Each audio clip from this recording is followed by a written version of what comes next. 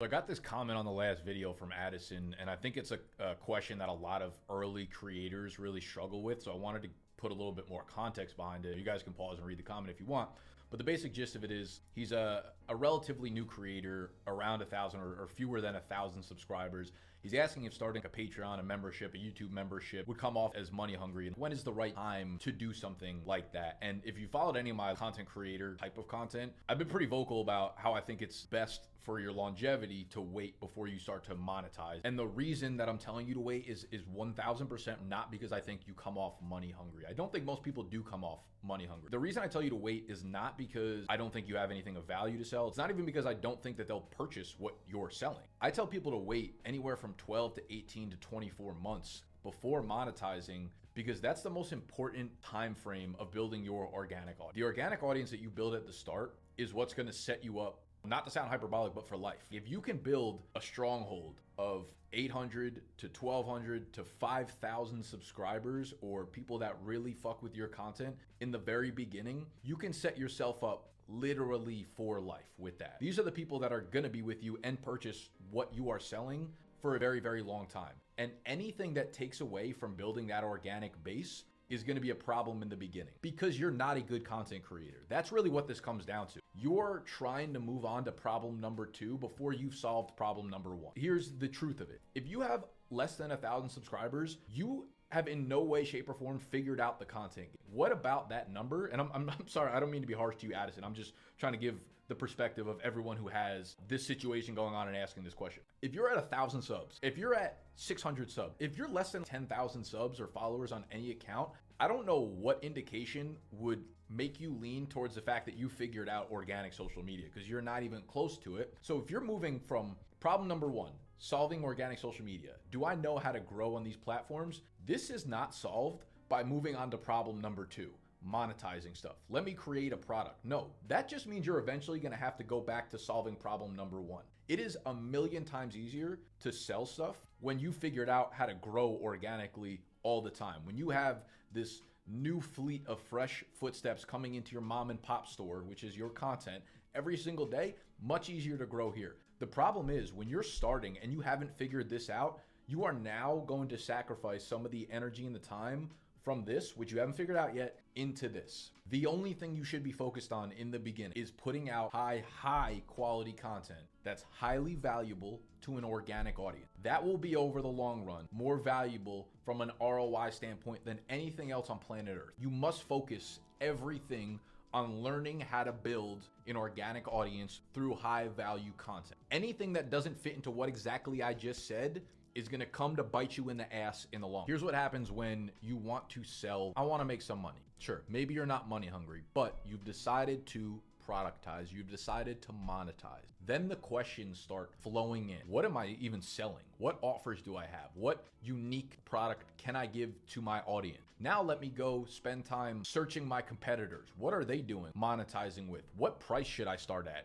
$4 a month, $8 a month? What is too much? What's too little? Will people even pay for this shit? If it's exclusive content, do I have to put my best stuff behind the paywall? Now, does that diminish my organic content? Yes, it will. You'll start asking your questions. What should go behind the paywall? What should go out for people? What membership platform should I use? Patreon, WordPress, Kajabi, Gumroad. Do I have to set up a payment processor? Stripe, PayPal, credit card? What should be on the landing page? What kind of copy should I use? What the fuck does copy even mean? What is a landing page? These are all things that you are going to have to now learn, and you are now going to stress yourself out about. I can list you 1,000 more questions that you're going to go through as you are creating this product. Now I have people that are purchasing this thing. How do I communicate with them? Is it one-on-one messaging? Is it emails? Do I collect an email list? Do I now have to have an email list service provider? And guess what? Every one of these things costs you money to have. It costs money to run a business. It costs money to make money. You would not believe the amount of money that we spend on software every single month. All of this stuff now takes away your energy from focusing on making high value content. And the problem is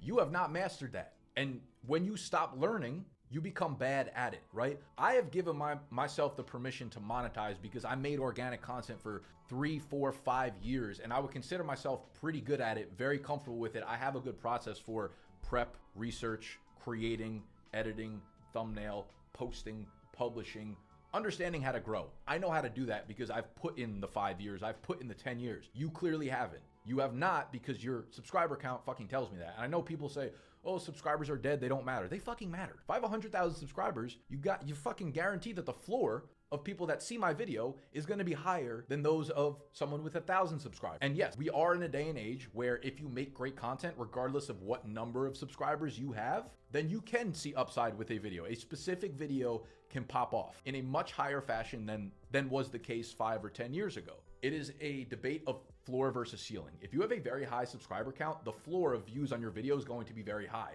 However, anybody can hit a very high ceiling. Now, why that matters in terms of monetizing, you mentioned, Addison, that you have 100 to 200 returning viewers every single video. I'd be interested to see the analytics behind that, because the difference between 100 to 200 returning viewers every video and having a floor of 100 to 200 views on every video, very different. Because when you post a YouTube video, the video might end up with 200 views. That does not mean those are 200 people that have watched you already and are coming back to your videos. In any given video, a percentage of those viewers are going to be new viewers. They're going to be people who are just scrolling on YouTube and either saw you on the homepage but have never seen you before, or on the browse side of things while they're watching another video. That could be anywhere from 10 to 70% of views on a specific video. So if we have 50% of the views coming from new viewers, and you're selling them right away, or your content is not tip top, you haven't learned how to make great content, they're likely going to leave. Once you have built up a really strong floor, right? They do say 1,000 true fans. If you could get 1,000 people to buy something that you're selling, that's going to be very lucrative. However, again, it goes back to the subscriber number. That 1,000 returning view mark comes from having a floor. And there's no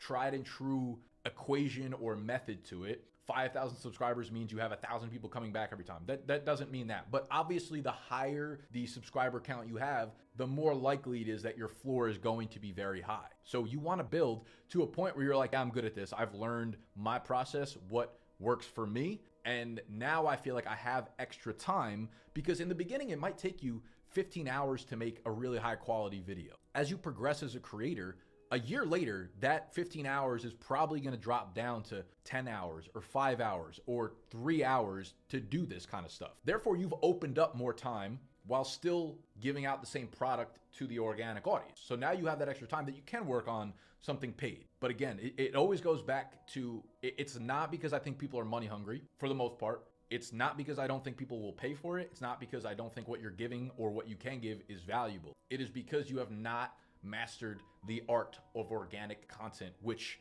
is the most lopsided ROI machine in business, in the creator economy, in the world today. If you can put out high quality organic content at scale daily, as often as you possibly can, you will continue to have people feeding themselves into your business. The minute that this diminishes, this is going to drop drastically. So much easier to feed people from organic into paid than it is to keep these people if this is poor. So if I can sum up this entire video into one quote, it's keep the main thing the main thing. And the main thing for every single creator starting out should be making high quality content at a scale that is high as possible for you, while doing nothing but focusing on giving value to the audience. Once you have mastered that, then you have mastered organic content. Then, and only then, do I think you have earned the right to monetize. Because until then, if you spend 20 hours a week on organic content,